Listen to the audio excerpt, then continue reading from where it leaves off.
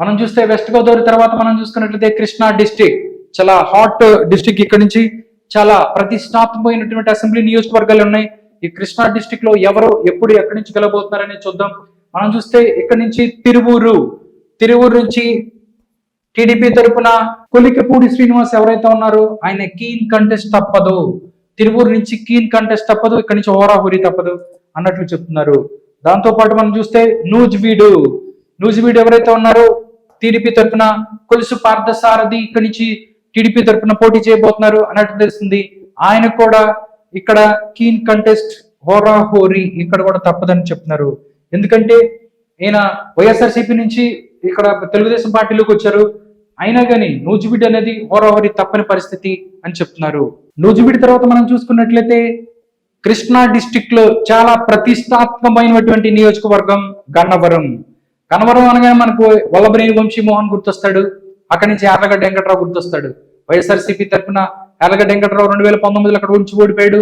TDP తరఫు నుంచి వల్లభనేని వంశీమోహన్ అక్కడ గెలిచాడు. బట్ ఇక్కడ చూస్తే ఎక్స్చేంజ్ అనమాట, ఇక్కడి నుంచి అక్కడికి, అక్కడి నుంచి ఇక్కడికి.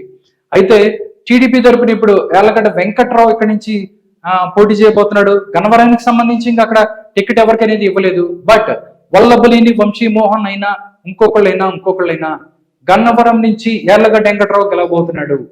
గన్నవరం నుంచి యార్లగడ్డ వెంకట్రావు ఇక్కడి నుంచి గెలిచే అవకాశం ఉంది అన్నట్లు చెప్తున్నారు. అన్నిటికన్నా చాలా హాట్ నియోజకవర్గం మనం చూస్తే గుడివాడ అనగానే మనకు గుర్తొచ్చేది కొడాలి నాని. ఎవరైతే మంత్రిగా పనిచేశారో వైఎస్ఆర్సీపీలో చాలా రోజుల నుంచి వరుసగా 4 సార్లు గెలుచుకుంటూ వచ్చారు గుడివాడ నుంచి. బట్ ఇప్పుడు చూస్తే సిచ్యువేషన్ చేంజ్. మొత్తం గన్నవరానికి సంబంధించి 2-3 అభ్యర్థిత్వాన్ని పరిశీలిస్తున్నారు వైఎస్ఆర్సీపీ. ఒకవేళ కొడాలి నానియో లేకపోతే ఇంకొకరు ఎవరు పోటీ చేసినా గానీ ఇక్కడి నుంచి వెనిగల్ల రాము టీడీపీ తరఫున ఈసారి దగ్గరగా 20,000 మెజారిటీతో గెలవబోతున్నాడు అన్నట్లు తెలుస్తుంది. గుడివాడ నుంచి వెనిగల్ల రాము గెలిచే అవకాశం ఉందని చెప్తున్నారు.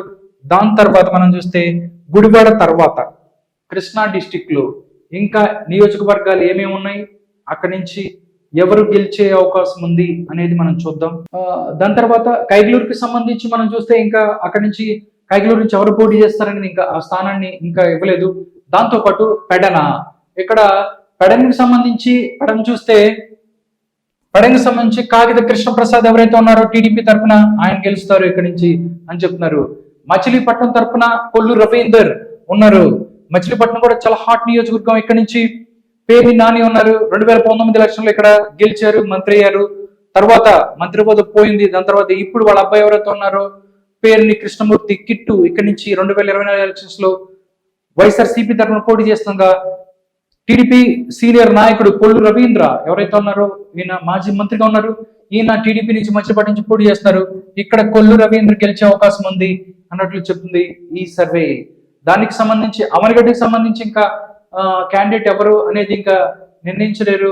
దాంతో పాటు పామర్రుకి సంబంధించి క్యాండిడేట్ చూస్తే వర్ల కుమార్ రాజా ఎవరైతే ఉన్నారో వర్ల రామయ్య తనయుడు వర్ల కుమార్ రాజా ఇక్కడ పోటీ చేయబోతున్నాడు. ఇది కీన్ కంటెస్ట్ అవుతుంది. ఇక్కడ హోరాహోరీ తప్పదు అన్నట్లు చెప్తున్నారు. దాంతో పాటు పెనమలూరు టీడీపీకి సంబంధించి పెనమలూరు కూడా ఇంకా ఎవరు అనేది ఇంకా చెప్పలేదు. దాంతో పాటు మనం చూస్తే విజయవాడ వెస్ట్ ఎవరనేది కూడా ఇంకా దానికి తేలలేదు. దాంతో పాటు విజయవాడ సెంట్రల్ నుంచి టీడీపీ తరపున బోండా ఉమామహేశ్వర ఎవరైతే ఉన్నారో ఆయన గెలుస్తారు. 100% ఆయన గెలుస్తారు. దాని తర్వాత విజయవాడ ఈస్ట్ నుంచి గద్దె రామ్మోహన్ ఆయన ఈసారి కీన్ కంటెస్ట్ ఇక్కడ నుంచి హోరాహోరీ తప్పని పరిస్థితి అన్నట్లు చెప్తున్నారు. దాని తర్వాత మనం చూస్తే మైలవరం చూస్తే ఇంకా అక్కడ మైలవరం నుంచి ఎవరికి అభ్యర్థిత్వాన్ని ప్రకటించిన పరిస్థితి. అక్కడి నుంచి నందిగామ ఇక్కడ ఇది ఎస్సీ నియోజకవర్గం. ఇక్కడి నుంచి తంగిరాల సౌమ్య ఎవరైతే ఉన్నారో తంగిరాల సౌమ్య ఇక్కడి నుంచి గెలుస్తోంది టీడీపీ అభ్యర్థిగా అని చెప్తున్నారు. దాంతో పాటు మనం చూస్తే జగ్గేపేట కూడా ఇక్కడి నుంచి మనం జగ్గేపేట నుంచి టీడీపీ తరఫున శ్రీరామ్ తాతయ్య ఎవరైతే ఉన్నారో ఆయన గెలుస్తారు ఇక్కడి నుంచి అని చెప్తున్నారు.